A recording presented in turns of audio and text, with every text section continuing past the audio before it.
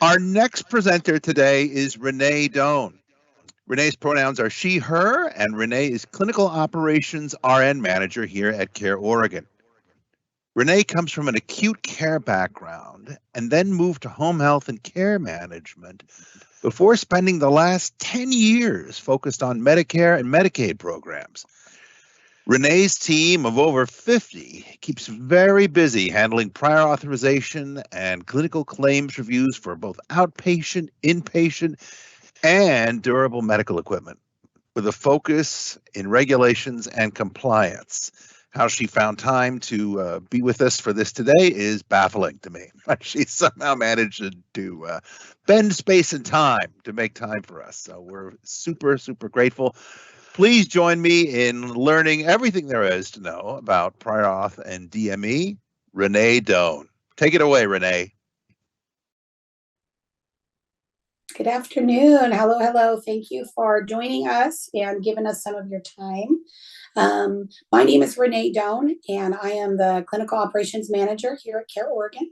So as one of the RNs here, I really wanted to highlight for you how DME and prior authorization works on the medical side. I know you were looking at the pharmacy side as well, but I know there have been questions that have come up, and your team here has said, let's see if we can create some talking points and some clarity around it, and also provide you guys with a face and an escalation point when you run into barriers. I really want to provide you with that. So it's going to be a little bit of time. I'm going to talk at you quite a bit.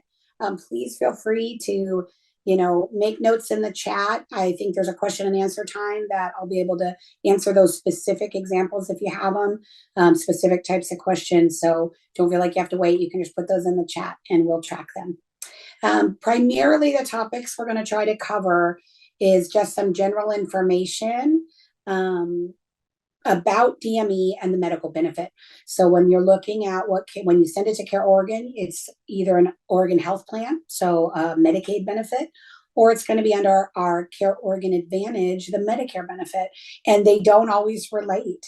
There are things that are covered by CMS for a Medicare member that would not be covered or is limited under OHP or vice versa. We also have a lot of our members in that space that are dual eligible. So where maybe we can't cover it under Medicare, it's an always excluded. We would be able to do it under the OHP benefit. So whether it's the Health Share, the JCC, Jackson Care Connect, or the Columbia Pacific CCO, we might still be able to cover it for the member. So that's the part that we don't want you to ever feel like you can't ask. You can't bring it forward. So general information around that. And then some of the topics that your team here has gathered that have been problem points on the medical benefit were diabetic supplies, particularly CGMs. So that's the bulk of our conversation. And then wound supplies and wheelchairs and repair of that. This is very general. None of it's set in stone as far as like in your particular situation, but it's going to give that very nice overview so you can say, oh, that might be why my team sometimes has trouble when they submit something, or that's why I maybe got that fax back, or that's why I got the denial. That's what I'm hoping to bring some clarity to today. Okay. Again, with the general information, coverage through the medical benefit with CareOregon, we have some very helpful links for you. I know there's the pharmacy authorization list that's in another space, but these are the ones that are primarily owned and managed by clinical operations here. So there's a general CPT code list, different than the pharmacy list. If the code is on this list, that means it does not require a prior authorization. You are safe to submit it as long as it's standard allowable or dates are normal. If you have a condition or an exception space, obviously you can send those. But in general, these don't require authorization. And then the DME code list, that's all your HCPCS codes. That is also, if it's on this list that's linked here, you can assume that you don't need a prior auth. We have some really neat things coming in 2023. So probably by Q2 of 2023, folks who want to submit their DME requests, instead of having to fax it, there is going to be an option in Connect, our online portal for submission, that you can submit DME codes. That's a first for us. We haven't been able to do that. And I know you'll get a lot of information and training and tech support on how that works. But it's really exciting because what happens with these no auth lists is when you submit, you pop your member in there and you put him in the online portal and you put the diagnosis CPT code, you check all the boxes, you're going to get an automatic either no auth required in these situations. So you have it documented for that member, you're good to go. Shouldn't be any concerns. Also, there are some items that are allowed to be approved with the documentation and the notes that you put in. So you might get an automatic approval and the system will pop a green button and it says you have an approval and here's your auth number. So I'm really excited about that with the DME side. It's coming. We're hoping February, March. You know how that can be. So more to come on that. But I would really encourage you to get involved in our website and start poking around under those provider resources. That's where these code lists are set up. The third bullet is a link to the manual for providers. That's where the rules around how to submit, how to bill, how to do all that stuff is housed in there. And so and then again, Connect has all of its own options. If you've ever used it, you already have them. If not, you'll be introduced to them. That kind of give you tools and tips and tricks. Okay, so these 3 links are really helpful. If you've never seen them before, please click on them, look at them, and send me any questions that you have. I don't want it to be confusing for your team. As far as specific supports that clinical operations has for you, I really want these contacts. I've been trying to get them out there so you guys can use them. If it's an email thing and it's just a question, you're not sure how something works, you can always use email. That's probably the most efficient way in the sense of getting a response from the supervisors, the leads on our team. You can also always fax in questions with where the faxes go for requests. So right now, because that online portal is not live, all DME requests come through fax, and you're going to use that number there, the 503 number. But we do see, that's only manned, that fax is only covered by the clinical operations team. So if you were to send a question there, they're going to get it to the right place. But emails are definitely easier with questions if that's easy for you. Should you have an issue, an auth didn't come back the way you expected, or it came back wrong, you just saw I didn't ask for that. Why are you sending me this letter? You can always use the email to get it started if you'd like, but you can certainly escalate that to myself. So I'm listed there as Renee Doan, or the supervisor of this team is Katie Harrop. She's a non-clinical staff, but she manages, 15, 16 folks who are touching these documents and looking at all of the things our members need. So Katie would be a wonderful resource for you, and her email is there. So don't hesitate to reach out. She has been instrumental in working on that template as well. And so as those questions come, Katie's the one to go to, or myself. Okay. So those are some specific supports that you can use anytime. We'll talk about escalations at the end, but that's additional ones, but that gives you a start. And then now we're just going to kind of break into the specific items that probably come over and can cause you some problems. So starting with diabetic supplies, I always try to remind folks submitting that there are really 3 families within this topic of diabetic supplies. With our lines of business, again, we're doing government programs. So we have state and federal guidance, and they will group them all under diabetic supplies, but there's really 3 different types. And so I wanted to make sure you guys had that clearly outlined. These are general codes. They're the most common ones. You might have some random outliers. These are the ones that are quickly and easily addressed. So I just wanted to put them on there for you. When we talk about diabetic testing supplies, that is what you picture with your family members or friends who you've seen testing their finger, poking their finger. Sometimes they're skin ones, but in general, they're going to eat. They use a testing supply, which would be lancets, strips, and a device. That all falls under this first line here, diabetic testing supplies. That's what that encompasses. We have another family under these that are called CGMs. And you're, again, super familiar, I'm sure, with continuous glucose monitors and their supplies. So these are devices that rather than a person before they eat and after they eat poking their finger to figure out how much medication they need to take. A CGM is, an electronic device that's constantly just really measuring their blood sugar, and you can get a download out of these machines. So across the day, the night, it's collecting information. These are wonderful devices because the doctors, some of the nicer ones really do, the doctor can actually be in their office and just pull up the members' CGM and look at how are they doing, how are things going with them. So it's allowed a lot more management of it.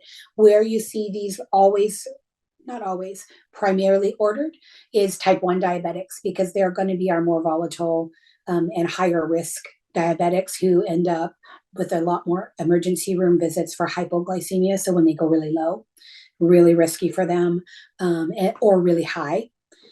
Type 2 diabetes, there is some specific rules around that, but we'll go into that in a minute. So, but you're going to see these for both types, and there are conditions and criteria for both types. The codes are there, nuances to those codes with the difference. If you see, there's some A codes and some K codes.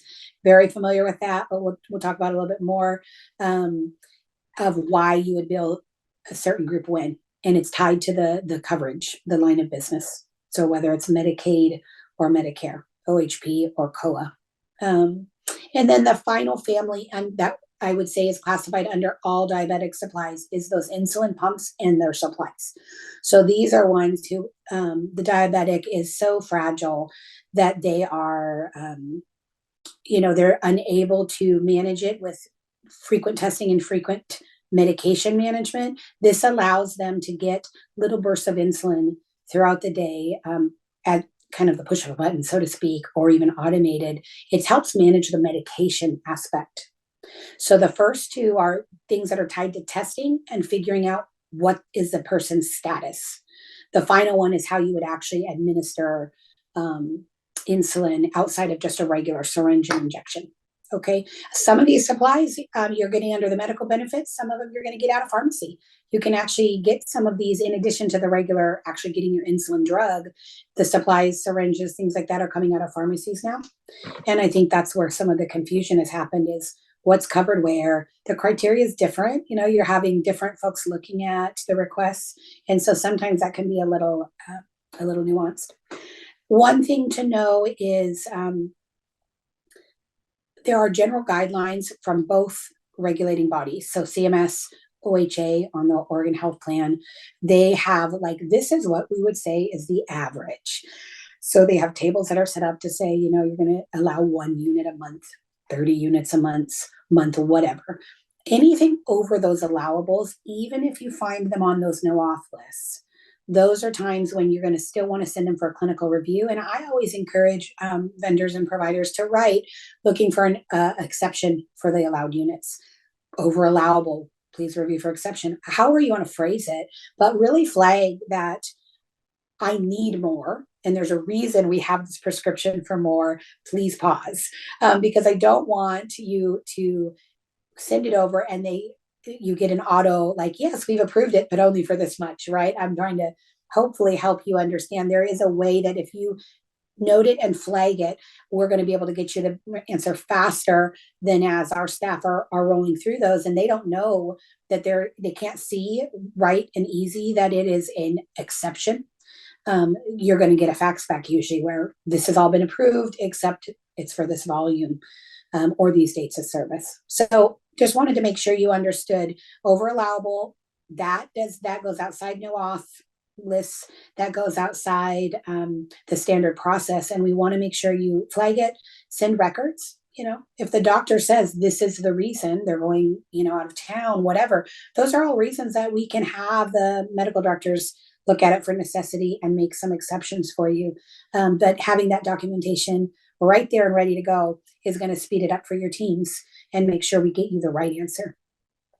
Okay, so a lot of information in that bit of general information, but the slide is available to you. We're here for questions. You really just want to make sure you're submitting them in the families that they are. So, and there are times it's easier because of manufacturer, right?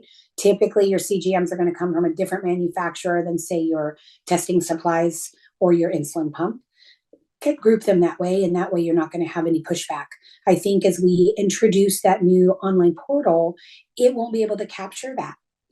There are some providers who might submit for the CGM and the insulin pump and the next office visits. So they've added CPT codes. Well, that's a different review process. That's not DME.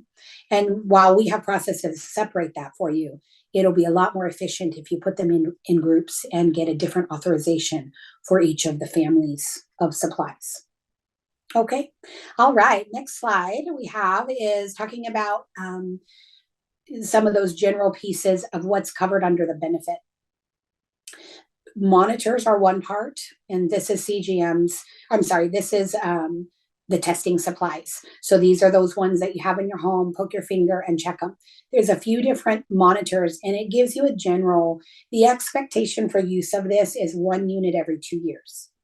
So this is a really easy example of where an over allowable would come up.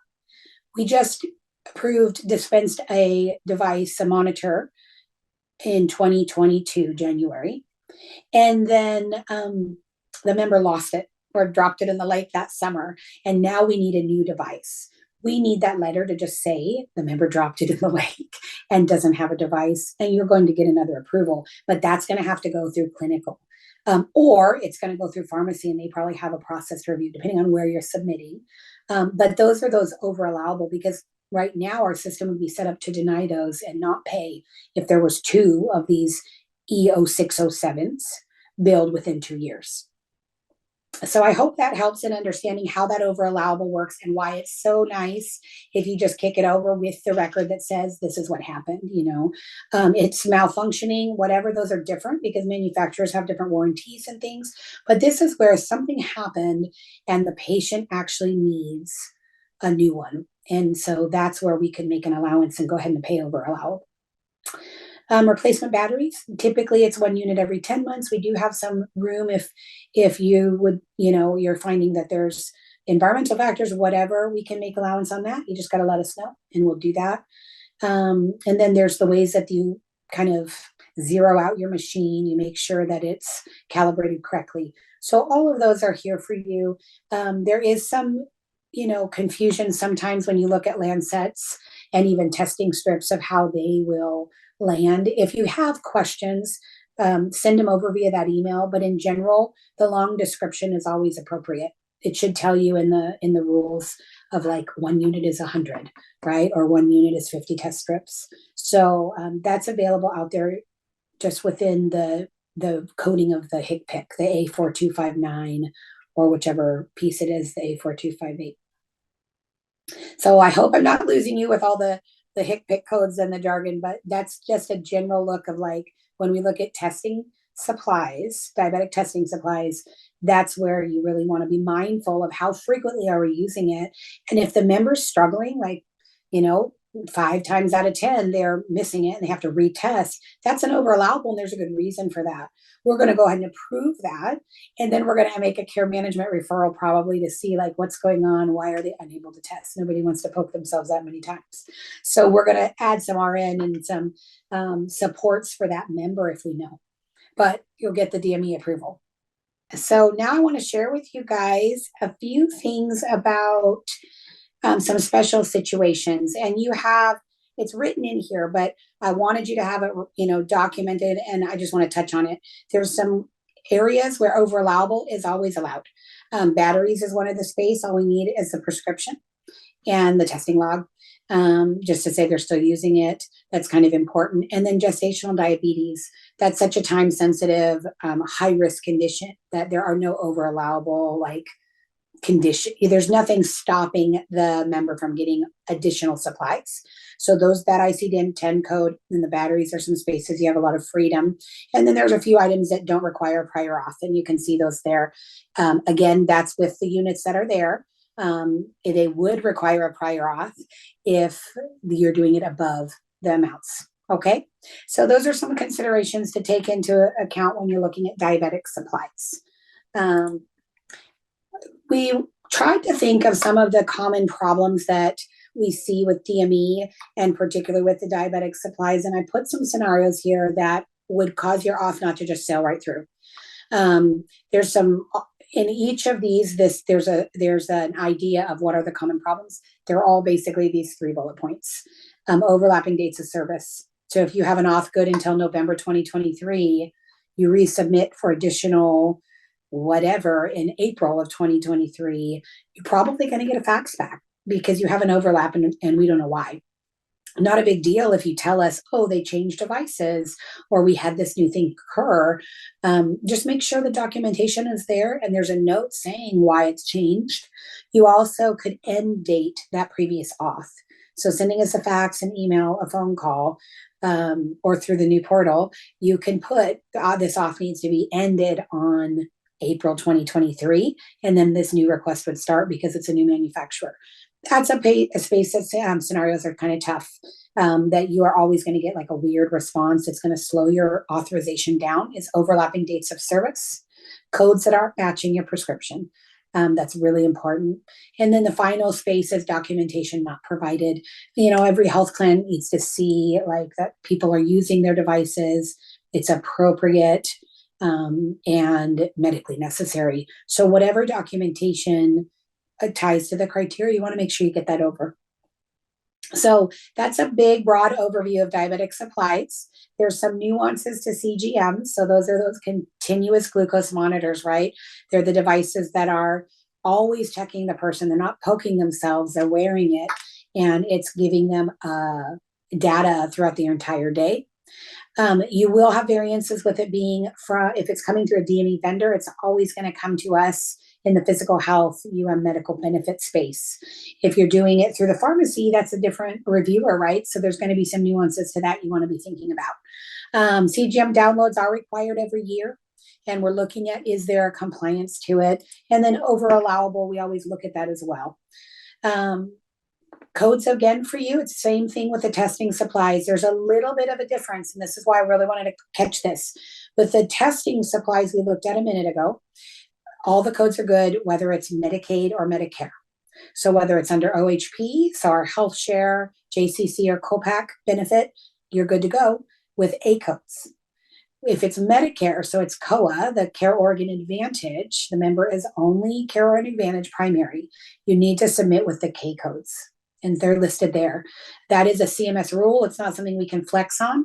You could submit K codes for OHP as well. It's fine. You could do that, but you cannot submit the A codes for CMS, for a Medicare program. Okay. So those are ones that, wait a minute, what? Send me an email. I'll get you the LCDs and the LCAs that talk about that. And we can discuss it a little further. Most people are really familiar with this. This was like a big deal a couple of years ago. For the most part, we get it pretty good, but we still do fax back quite often to you guys, or to your teams when there's a discrepancy, because maybe you didn't even know they had Med Advantage, or you didn't know, totally understand, but that's usually a barrier. One other note is right now, when we talked about at the beginning, type 1, type 2 diabetics and the rules, they're very different. Type 1 is a no big deal. CGMs, always going to go. CGMs for type 2 is not usually covered without some specific criteria being met. And so because of COVID-19 and the public health emergency that's been going on, you probably have had approvals for type 2 diabetics for couple of years now. Once that public health emergency lifts, it is a requirement by CMS that we start to review and utilize their guidance again. So you might see a change coming if and when that public health emergency lifts. You'll be able to get some information. We're going to make sure the date and all of that is very clear. There'll be a grace period, but this will probably change. So right now you're getting a lot of approvals that probably will need a little more information in the future, or might result in denials, particularly around type 2. Same concerns. So again, same thing with CGMs. When we see things popping out, it's incorrect coding. So A codes versus K codes. Byram is the only vendor right now that we have that has given us the A-OK to go ahead and flip that, depending on our member. So we can, if they were to submit accidentally A codes and the member is a COA, CareOregon Advantage member, we can go ahead and change that to a K code. So if that's something you're also interested in, if your teams have that as a barrier, let us know. Okay. You've been listening to me talk for a while, so I'm going through these pretty quickly because it's all DME. It's all the same kinds of things. There's just some nuances that once we work on them together and you let us know what your barriers are, we can probably fix them. So one of the other areas that came up was wound supplies, and it wasn't really clear to me if it was the actual supplies like gauze, wraps, things like that, or if it's particularly wound vacs. Wound vacs seem to be the one that I see with more issues. So I just wanted to put on here for you guys some general information. The device, the canisters, the dressing kits, how are they covered? Canisters don't even need an auth unless you're going over 3 canisters a month. Under the medical benefit, surgical dressings are viewed and the criteria is different compared to a medical dressing. So that's a time when you have a post-operative treatment, gauze or whatever, and then someone who maybe had a cellulitis, so an infection that required some management of it, or maybe they have an ulcer that's been there for a really long time because of some of their conditions, and we're treating that skin ulcer through a medical management of wound care. So there is some nuances to that. Again, big pieces here is get your coding, make sure that you have the diagnosis that is primary, make sure the prescription is very clear for what they're asking for, and then check those no off lists.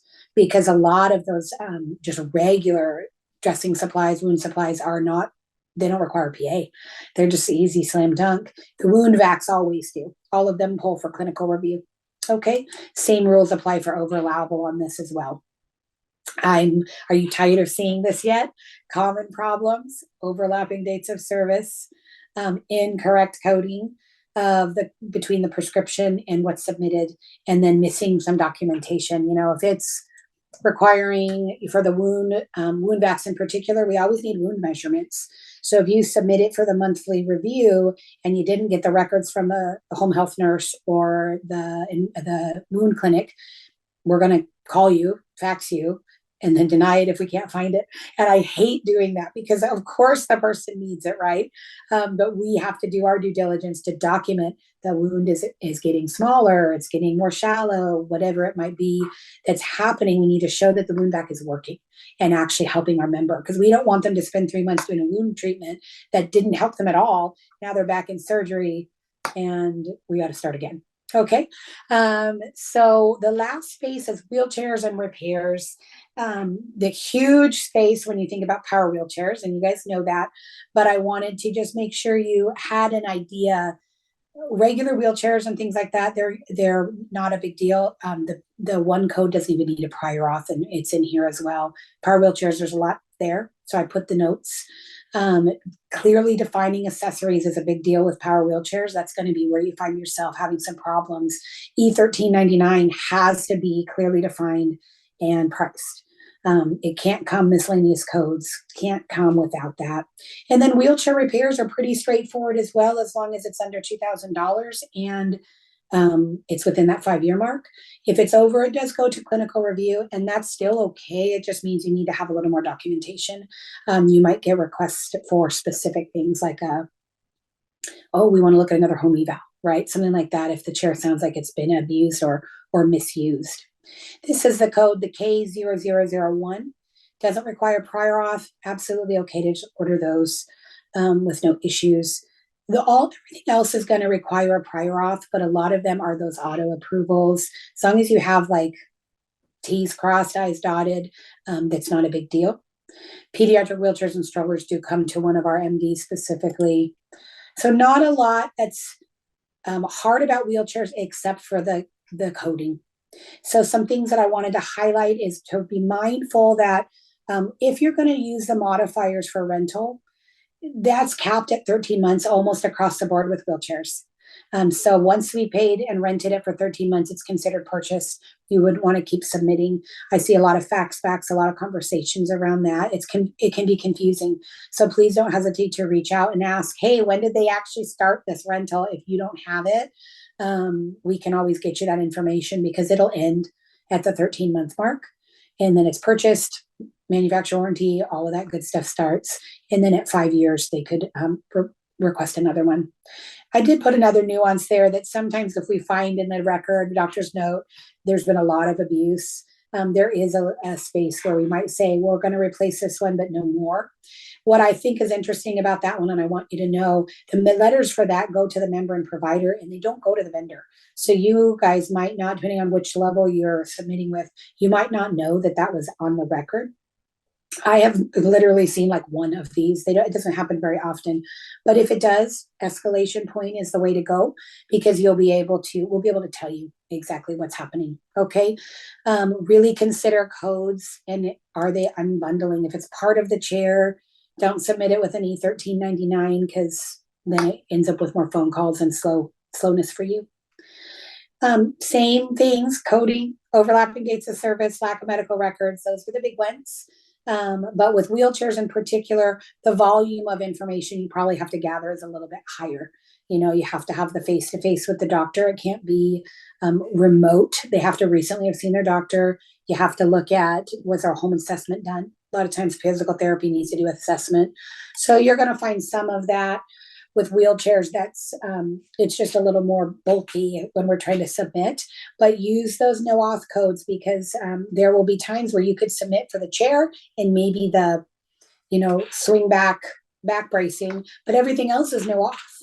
And you would want to be able to not put it on the auth, just submit for the two. And it's a real easy approval, rather than getting this, we pulled these codes off and we made adjustments. So I'm sorry, I know that's a lot of information in 30 minutes of time. I just want to highlight again, what do you do when the process doesn't work? Again, if it's a issue, please send it over to Katie and myself. We want to help you with that, get you an answer and make it a little more streamlined.